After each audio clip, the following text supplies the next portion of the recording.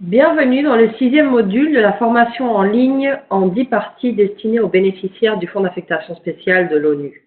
Cette section couvre vos obligations organisationnelles en matière de prévention des risques d'exploitation et d'atteinte sexuelle commises par des membres de votre personnel ou vos partenaires bénéficiaires de sous-subventions, ainsi que vos obligations de prévenir tout risque relatif à l'éthique et à la sécurité dans les activités de votre projet.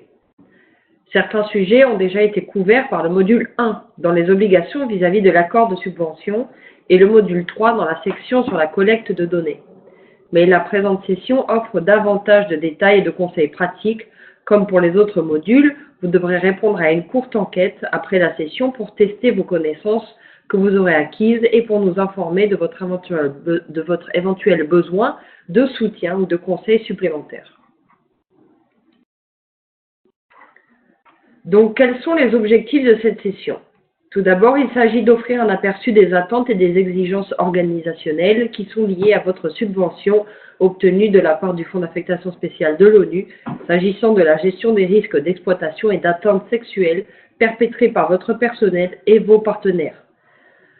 Ensuite, il s'agit également d'offrir un aperçu des risques relatifs à l'éthique et à la sécurité qui peuvent affecter votre projet, la collecte des données, les activités de suivi et d'évaluation et préciser vos obligations pour prévenir ces risques, y compris quelques conseils pratiques. La présente session s'appuie sur la section 6 du manuel du bénéficiaire qui traite de l'éthique et de la sécurité. Outre ces documents clés, je vous enverrai un ensemble de liens vers d'autres ressources utiles, notamment les principes d'éthique et de sécurité qui sont recommandés par l'Organisation mondiale de la santé pour la recherche sur les interventions menées pour lutter contre la violence à l'égard des femmes. Une lecture que je considère comme obligatoire. Nous savons que la plupart d'entre vous ne conduisent pas de travaux de recherche, mais ce guide vous fournira des orientations complètes et pertinentes sur les risques en matière d'éthique et de sécurité pour toutes les personnes qui travaillent sur la question de la violence faite aux femmes. Vous êtes nombreux à posséder une grande expérience dans ce domaine et vous gérez ces risques tous les jours de façon très professionnelle. Vous avez probablement des expériences concrètes à partager qui pourraient aider d'autres organisations. Nous vous encourageons à échanger vos conseils pratiques à la fin de la session pour que nous puissions tous apprendre les uns des autres.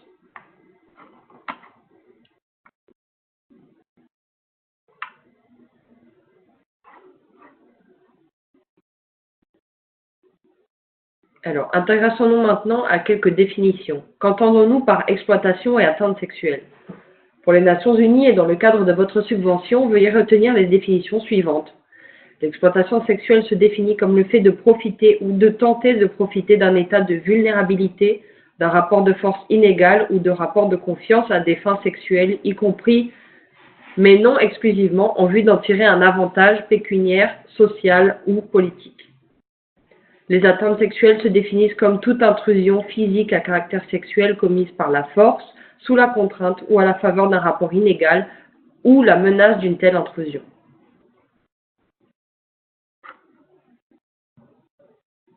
Voici quelques exemples d'exploitation et d'atteinte sexuelle.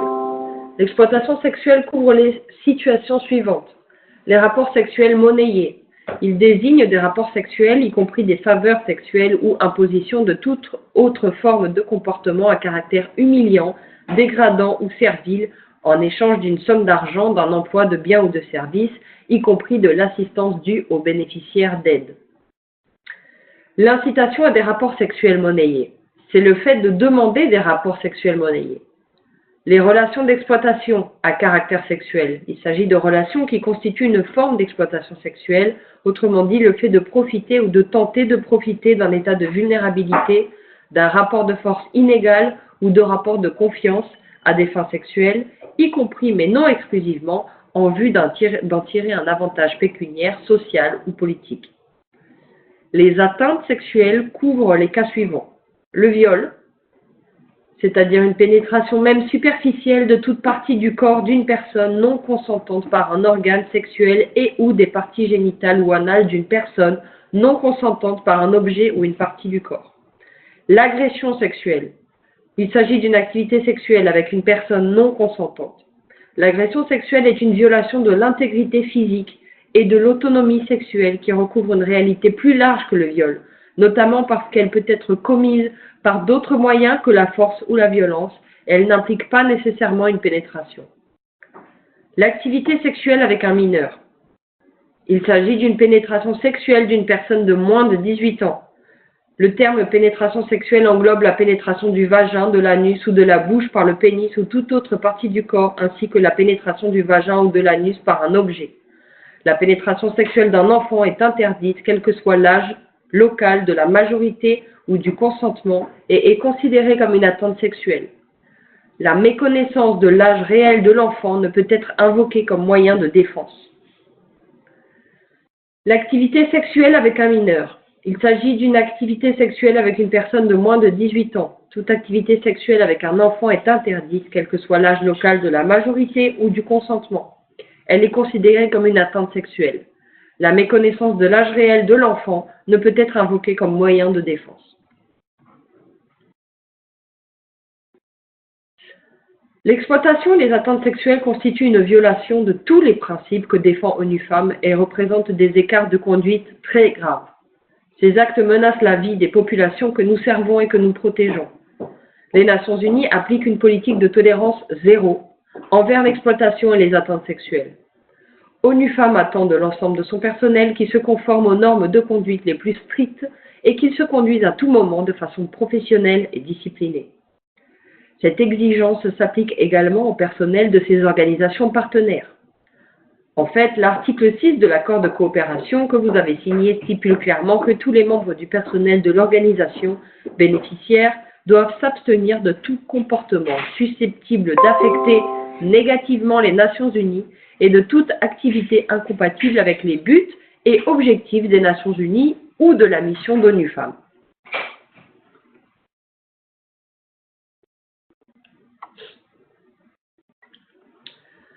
Normes de conduite du personnel. Il est par conséquent impératif que les risques en matière d'éthique et de sécurité soient identifiés, suivis, gérés ou atténués pour garantir que la manière dont le personnel exerce ses activités n'entraîne aucun préjudice, que ce soit par inadvertance ou délibérément. Cela implique de connaître et de respecter les normes de conduite qui sont énumérées ici. Vous devez suivre ces règles, quel que soit le pays où vous intervenez. Tout d'abord, il est strictement interdit d'avoir une activité sexuelle avec toute personne de moins de 18 ans, quel que soit l'âge de la majorité ou du consentement du pays d'intervention ou du pays d'origine. La méconnaissance de l'âge de la personne ne peut être invoquée comme moyen de défense. Il est strictement interdit d'avoir des relations sexuelles en échange d'argent, d'un emploi, d'un traitement de faveur, de besoins ou de services, que la prostitution soit légale ou non dans le pays. Il est strictement interdit d'imposer toute autre forme de comportement à caractère sexuel humiliant, dégradant ou servile. Toute implication présumée d'un membre du personnel dans un cas d'exploitation ou d'atteinte sexuelle doit être signalée. Le fait de ne pas signaler ce type de soupçon peut constituer une faute. Tout comportement constaté qui pourrait constituer un acte d'atteinte et d'exploitation sexuelle doit être immédiatement signalé, quelle que soit la fonction ou la position hiérarchique de la personne impliquée.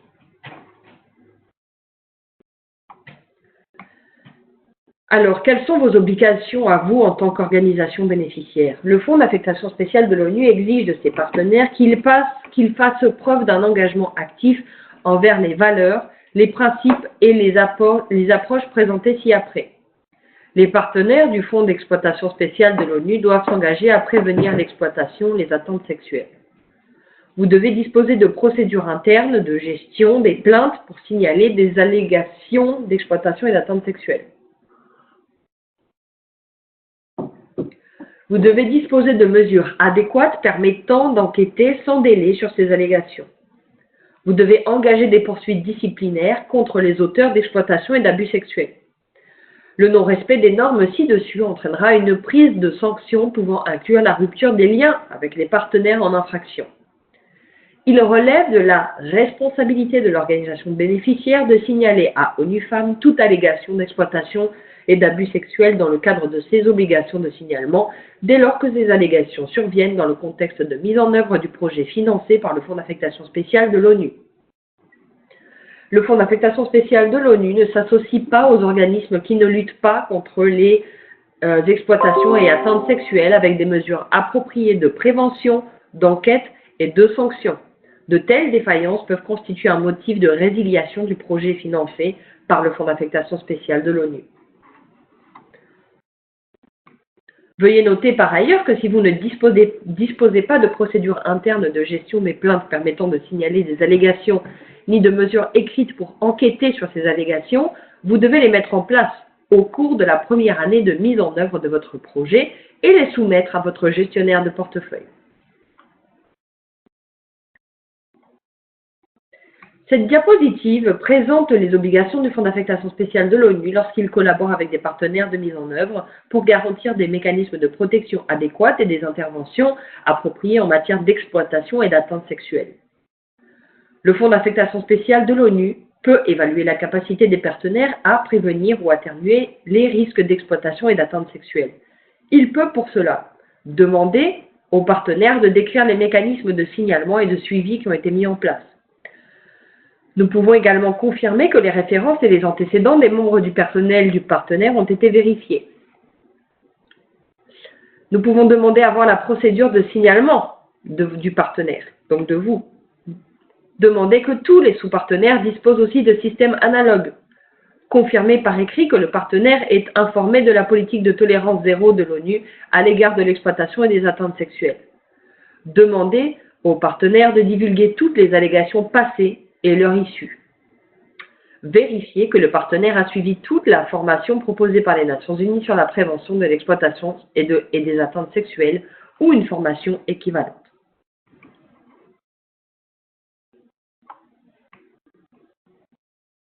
Sachez que si votre organisme bénéficiaire est évalué comme ayant une faible capacité à prévenir ou à atténuer les risques d'exploitation et d'abus sexuels, le Fonds d'affectation spéciale de l'ONU vous demandera de mettre en place des procédures de signalement pour les allégations d'exploitation et d'atteinte sexuelle concernant les employés, les partenaires sous-traitants et les bénéficiaires au cours de la première année de l'octroi de subventions. Par ailleurs, si vous traitez des activités à une autre entité, vous êtes également tenu de vous assurer que votre partenaire dispose de mécanismes de signalement et de suivi nécessaires pour prévenir et répondre aux allégations et aux cas d'exploitation et d'atteinte sexuelle.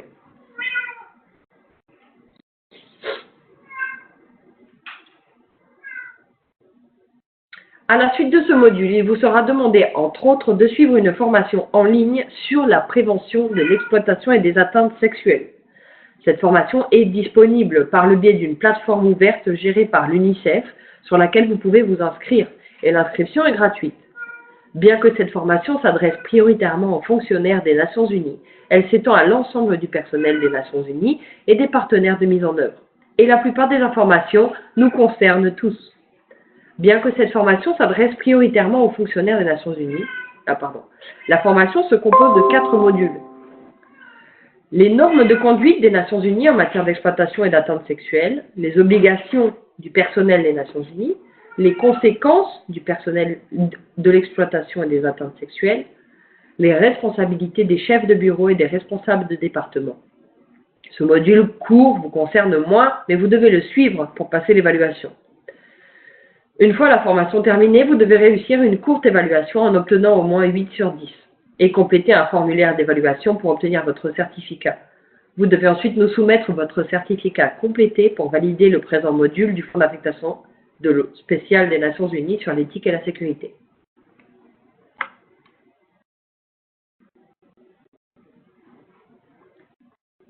Parlons maintenant de harcèlement sexuel. Veuillez noter que le harcèlement sexuel ne relève pas de l'exploitation et des atteintes sexuelles. Le harcèlement sexuel se définit comme toute avance sexuelle importune, demande de faveur sexuelle et tout autre comportement verbal ou physique à connotation sexuelle, y compris la pornographie et les remarques à connotation sexuelle, raisonnablement propres ou de nature à choquer ou humilier. Il est également attendu de votre organisation qu'elle dispose de politiques de prévention du harcèlement sexuel sur le lieu de travail. Si ce n'est pas le cas, comme pour les politiques d'exploitation et d'atteinte sexuelle, assurez-vous de les mettre en place et d'en informer le Fonds d'affectation spéciale des Nations Unies au cours de la première année de mise en œuvre de votre projet. Qu'entendons-nous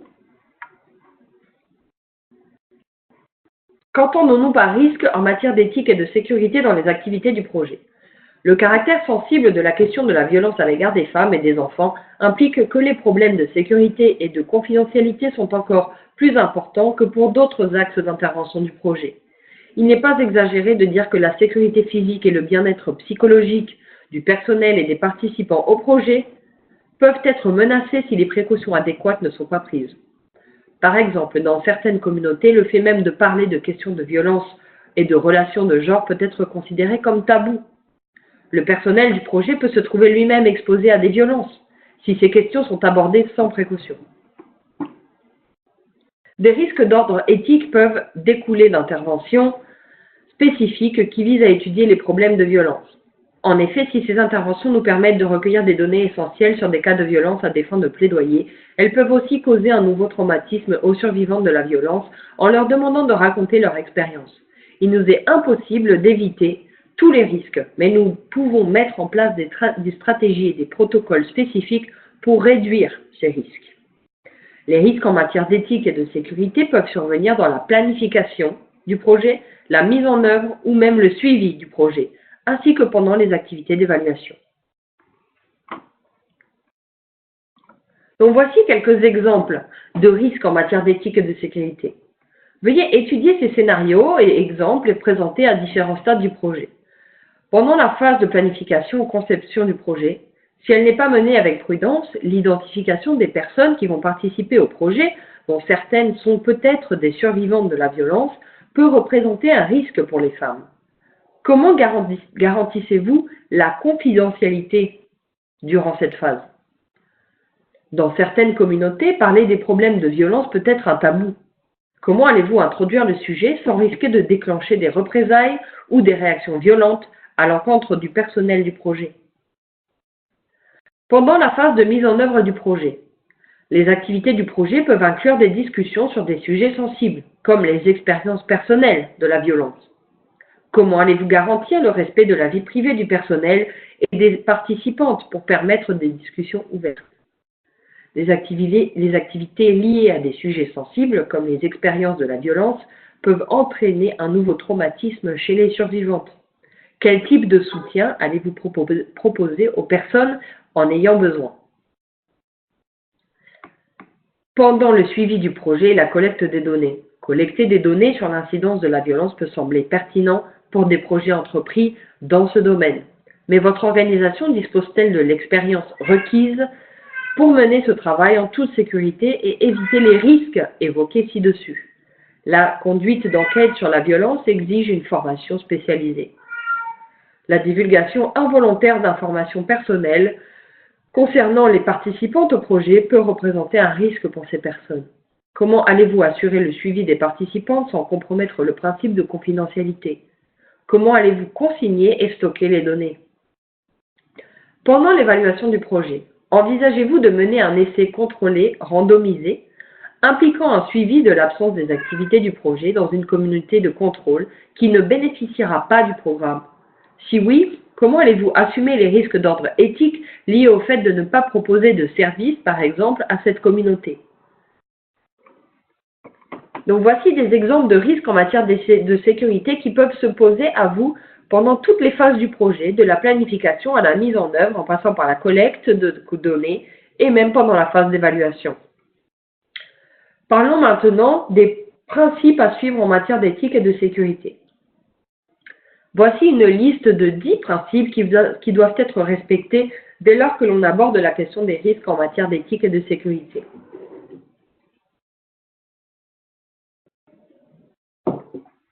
Dans le cadre des activités du projet, la sécurité du personnel du projet, des bénéficiaires et des partenaires est primordiale dans toutes les activités du projet, de la collecte des données et du suivi et de l'évaluation.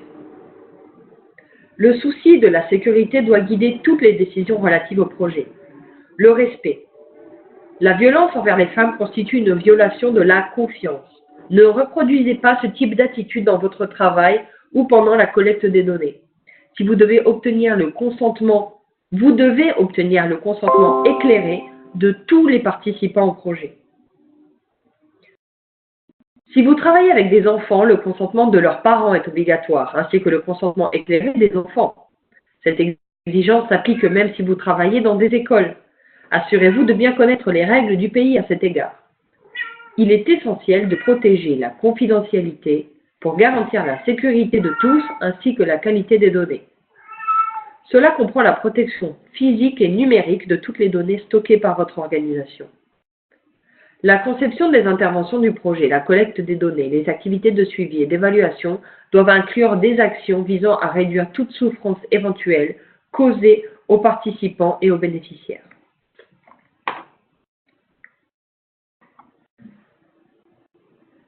Tous les membres de l'équipe du projet et ou les sous-traitants impliqués dans le projet susceptibles de travailler directement avec des femmes à risque ou des survivantes doivent être formés pour orienter les femmes qui demandent de l'aide vers les services et les dispositifs d'appui locaux disponibles. Lorsqu'il existe peu de ressources, il peut être nécessaire de mettre en place des structures de soutien ou de repenser l'activité. Tous les membres de l'équipe du projet et ou les sous-traitants impliqués dans le projet, la collecte des données et les activités de suivi et d'évaluation doivent avoir été soigneusement sélectionnés. Sur la base de leur qualification et de leur expérience dans le domaine des violences faites aux femmes, et ou avoir suivi une formation spécialisée et reçu des outils spécifiques, en particulier concernant, par exemple, la conduite d'entretien avec des survivantes. Dans le cadre de la collecte des données sur la violence, toutes les études et les recherches menées sur les violences faites aux femmes doivent s'appuyer sur une méthodologie solide et une expérience de recherche actuelle. Les organisations impliquées dans la collecte des données et des informations relatives aux violences faites aux femmes auprès des bénéficiaires ont l'obligation éthique de garantir que leurs constatations sont correctement interprétées et bien utilisées pour faire avancer les programmes et les politiques. Ne recueillez pas d'informations que vous n'allez pas utiliser. Les questions sur la violence ne doivent être intégrées à des enquêtes portant sur d'autres sujets que si les conditions à respecter en matière d'éthique et de méthodologie peuvent être satisfaites. Si vous n'avez pas besoin de poser une question sensible, ne la posez pas.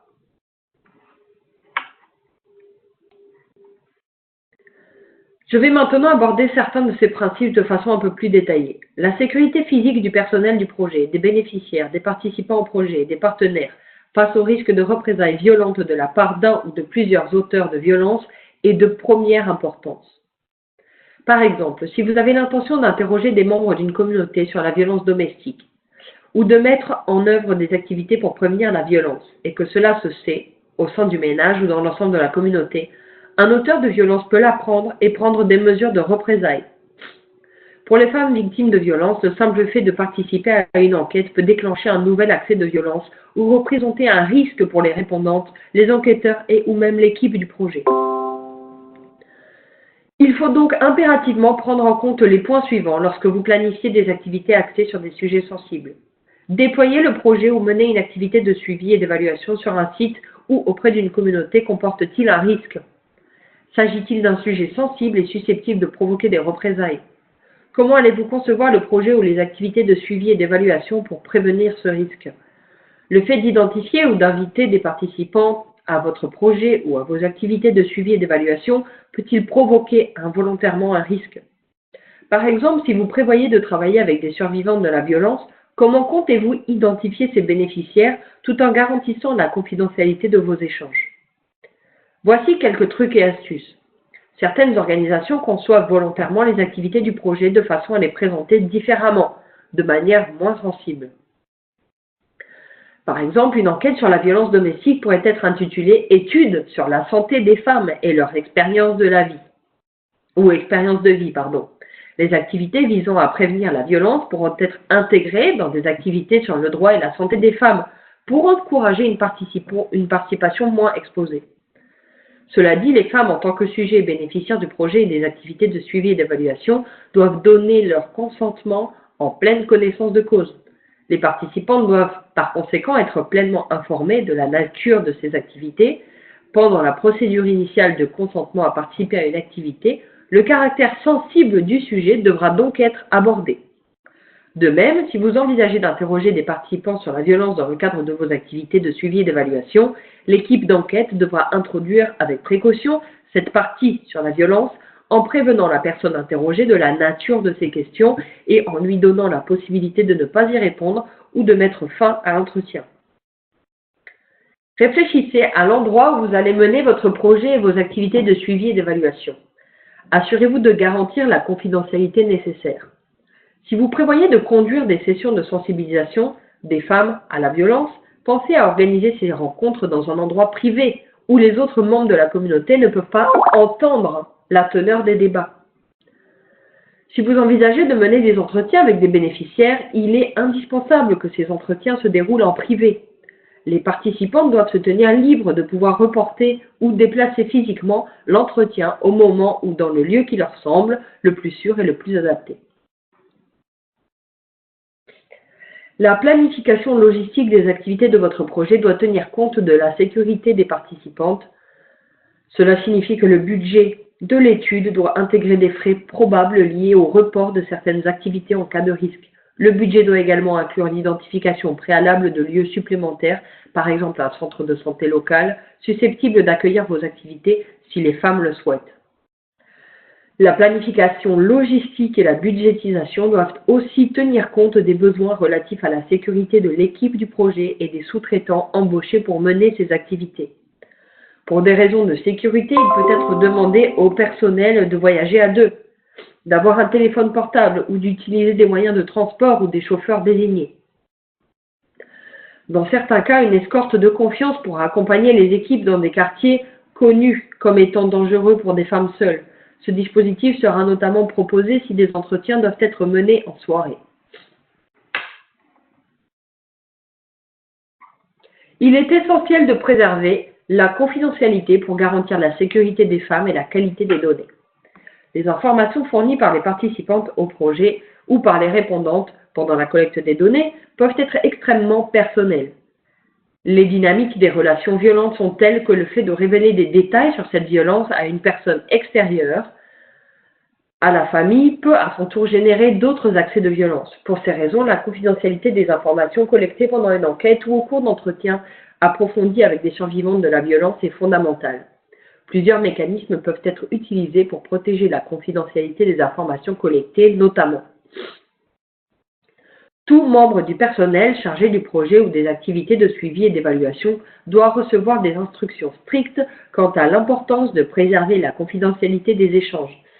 Cet aspect doit également être abordé pendant la formation.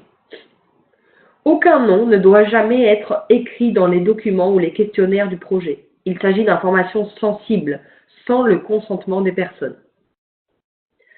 À l'inverse, l'utilisation de codes uniques doit permettre de distinguer les individus.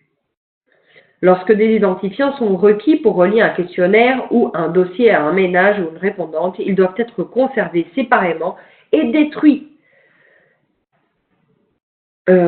sitôt l'activité terminée. Les participants doivent être informés des procédures de confidentialité dans le cadre du processus de consentement. Si les entretiens approfondis avec les survivantes de la violence font l'objet d'un enregistrement, celui-ci doit être conservé dans un placard fermé à clé dont l'accès est limité et sa transaction doit être effacée par la suite. L'enregistrement ne peut se faire qu'avec l'autorisation des répondantes.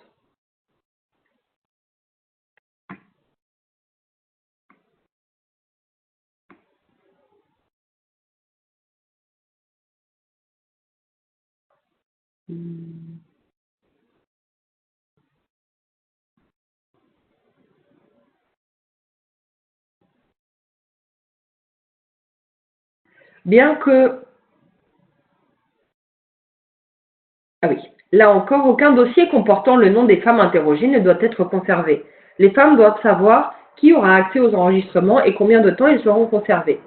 Bien que les photographies de femmes victimes de violences puissent être un vecteur émotionnel puissant pour communiquer autour de la violence domestique, ce type de document doit être manipulé avec le plus grand soin. Il convient de demander expressément aux femmes si elles acceptent que des photos soient prises et montrées.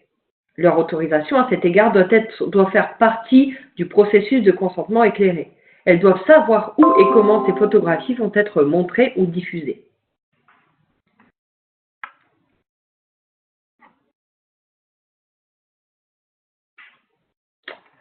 Si vous souhaitez travailler directement avec des femmes exposées à des risques de violence et ou avec des survivantes, vous devez vous efforcer activement de minimiser toute souffrance éventuelle causée par les activités du projet. La violence est un problème sensible et stigmatisé. Les femmes sont souvent blâmées pour la violence qu'elles subissent. Par exemple, toutes les questions et les discussions autour de la violence et de ses conséquences doivent être amenées dans un esprit de soutien et sans aucun jugement. En outre, le plus grand soin doit être apporté au langage afin qu'il ne puisse pas être interprété comme étant porteur d'un jugement. Par conséquent, le personnel et les sous-traitants chargés du projet, du suivi et de l'évaluation ont besoin d'être formés pour prendre conscience des effets que certaines questions et discussions peuvent avoir sur la personne interrogée et pour savoir comment réagir au mieux en fonction du niveau de souffrance de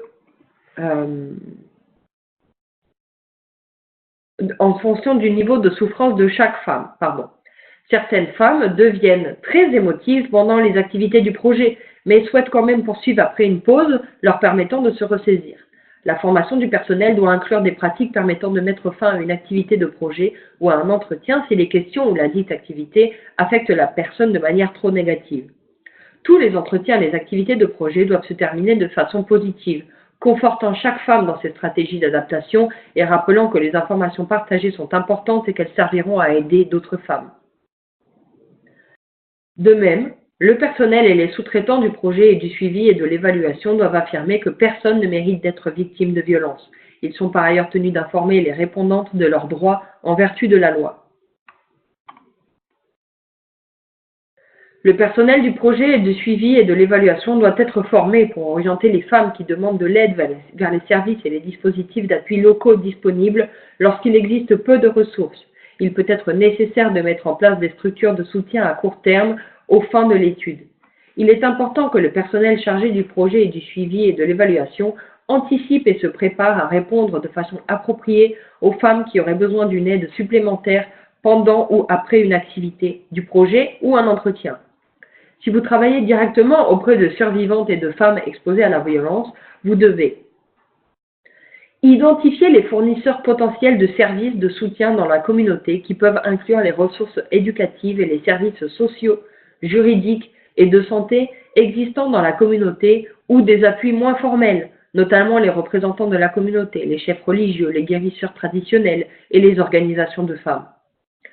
Vous devez également instaurer des discussions pour, d'une part, obtenir l'accord de ces fournisseurs pour venir en aide aux femmes et d'autre part, identifier les différentes formes de soutien que chacun est à même de proposer et de fournir.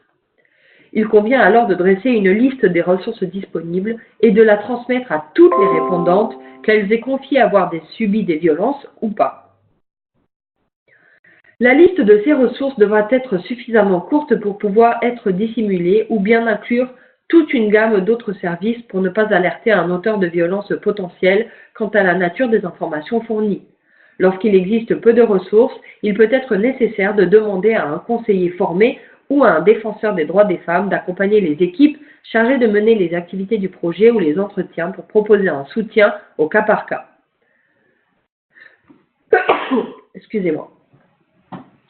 En règle générale, ce soutien peut se traduire par le fait d'informer les participantes qu'une personne de l'équipe formée en conseil sur les problèmes rencontrés par les femmes et ou sur les questions de violence est disponible pour rencontrer quiconque en a besoin ou envie à un moment et dans un lieu précis. Il serait préférable que cet endroit se trouve dans un centre de santé, une église ou une organisation locale, c'est-à-dire un lieu où une femme peut se rendre facilement sans éveiller les soupçons. Si vous n'êtes pas en mesure d'identifier ou de fournir ce genre de soutien, vous pourrez être amené à repenser les activités de votre projet afin qu'elles soient moins susceptibles de générer des risques d'ordre éthique et de sécurité. Réfléchissez au scénario suivant. Si vous informez une femme de son droit à sortir d'une relation marquée par la violence, mais qu'il n'existe pas de lieu pour l'accueillir, comment votre organisation peut-elle gérer cette situation ?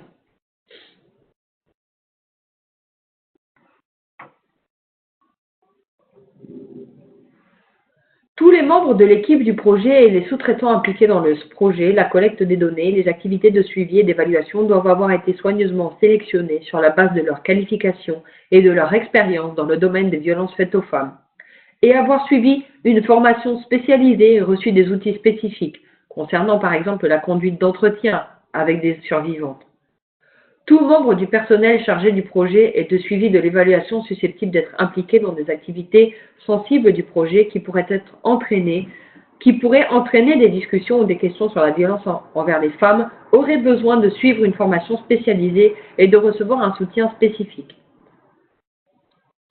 Idéalement, cela devrait inclure une introduction élémentaire aux questions de violences faites aux femmes et une information générale sur les concepts de genre et de discrimination ou inégalité entre les genres.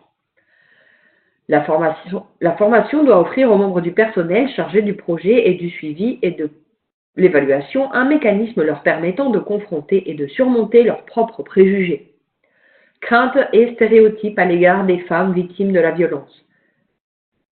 Certains membres du personnel ont intériorisé des attitudes de culpabilisation des victimes qui imprègnent largement la culture. Cette réalité peut vraisemblablement nuire à leur capacité à travailler auprès des femmes victimes de la violence ou risquant de le devenir. En outre, cette formation devra offrir aux membres du personnel la possibilité de se confronter à leur propre expérience en matière de violence. La forte prévalence de la violence à l'égard des femmes à travers le monde signifie qu'il est très probable que l'un ou plusieurs membres du personnel ou leur famille aient subi directement des actes de violence. Même lorsque les membres du personnel n'ont pas expérimenté eux-mêmes la violence, le fait d'écouter les histoires de violence et de maltraitance peut s'avérer éprouvant, voire accablant. Pendant le processus de formation, il est important que le sujet de la violence soit ouvertement discuté et que les membres du personnel aient la possibilité de se retirer du projet sans que cela ne cause de préjudice. Des réunions régulières devront être planifiées tout au long des activités du projet pour permettre aux membres du personnel de discuter de ce qu'ils entendent et des sentiments qu'ils ressentent face à ces situations, ainsi que la façon dont cela les affecte. Ces réunions viseront à réduire le stress lié au travail et à éviter toute conséquence négative. Tous les membres du personnel du projet devront avoir accès au même mécanisme et à la même liste des services d'appui disponibles pour les participantes au projet.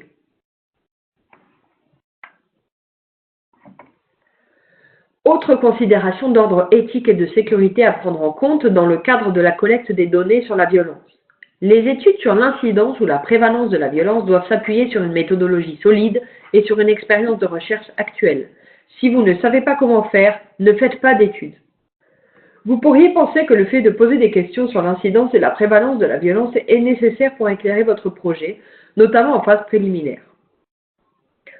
Cependant, l'expérience a prouvé via d'autres études menées sur des sujets sensibles que les participantes ont tendance à minimiser leur expérience. Ainsi, il existe un risque de voir une étude basée sur de bonnes intentions, mais peu conceptualisée ou mal mise en œuvre, aboutir à une forte sous-déclaration des cas de violence. Cela soulève à la fois des inquiétudes d'ordre éthique et pratique. Sur le plan éthique, il est inacceptable de mener une étude mal conçue dont on ne peut espérer qu'elle réponde à ses objectifs principaux. Cela est d'autant plus vrai que les études sur la violence à l'égard des femmes, où il est demandé aux femmes de témoigner d'expériences difficiles et douloureuses et où, de surcroît, la nature même du sujet peut mettre les femmes en danger. De même, sur le plan pratique, il est parfois pire d'avoir des données erronées que pas de données du tout.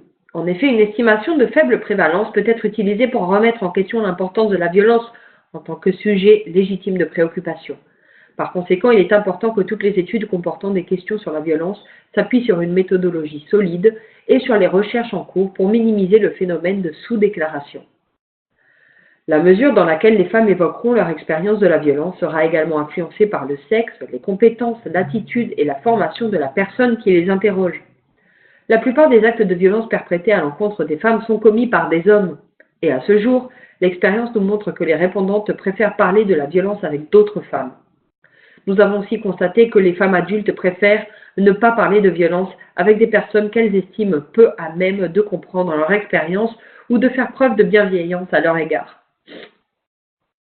Ainsi, des difficultés ont été observées dans certains contextes lorsque les enquêtrices étaient des jeunes femmes ou des femmes non mariées, ou lorsque les questions étaient posées par des personnes n'ayant aucune expérience pour aborder les questions sensibles.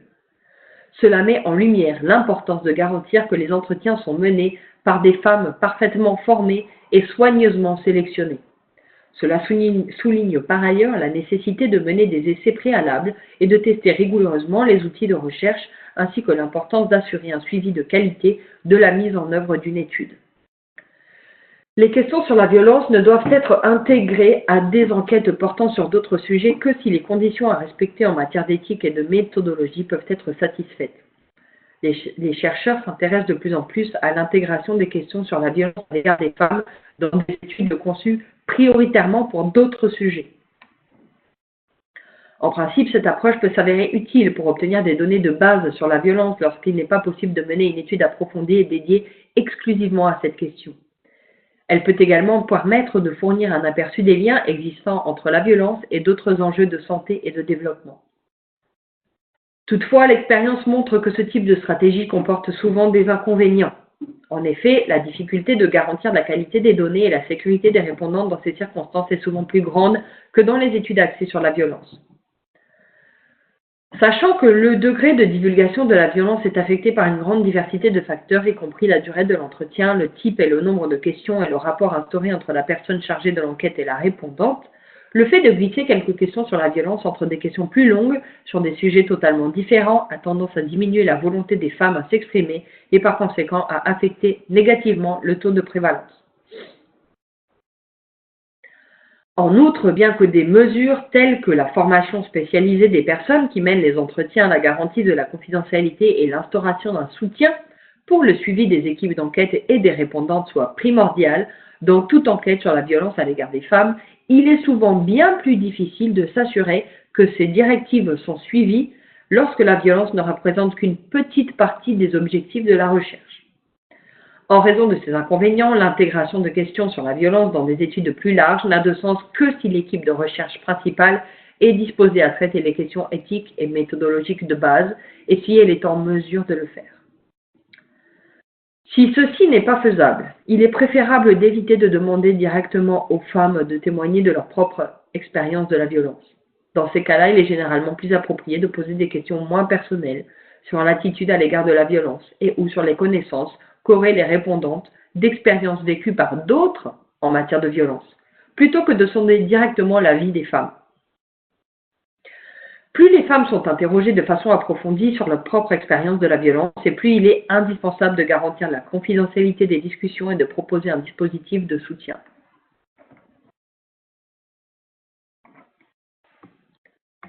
Que devez-vous préparer pour prévenir les risques en matière d'éthique et de sécurité? Les protocoles généraux qui préservent l'éthique et la sécurité dans votre organisation, par exemple, un résumé de l'engagement de votre organisation à prévenir les risques en matière d'éthique et de sécurité, vos principes et le contexte global dans lequel vous abordez ces questions. Des protocoles individuels en matière d'éthique et de sécurité pour les activités du projet et de suivi et d'évaluation qui peuvent être sensibles. Par exemple, des protocoles permettant d'identifier en toute sécurité les participants au projet. En particulier s'il s'agit de survivantes de violences ou de femmes exposées à la violence. Des protocoles permettant d'orienter le cas échéant des participantes au projet et ou des membres du personnel vers des services de soutien. Des protocoles visant à assurer la protection et la confidentialité des données collectées sur des sujets personnels ou sensibles. Des protocoles permettant d'obtenir le consentement des parents en cas de travail auprès des enfants, y compris les formulaires de consentement. Des protocoles pour conduire des entretiens et des discussions de groupe pendant la collecte de données sur des sujets sensibles. Ces protocoles devront inclure des textes spécifiques que le personnel chargé du projet ou du suivi et de l'évaluation pourra lire aux participantes pour expliquer la finalité du projet ou la finalité des activités de suivi et d'évaluation et leur demander leur consentement éclairé.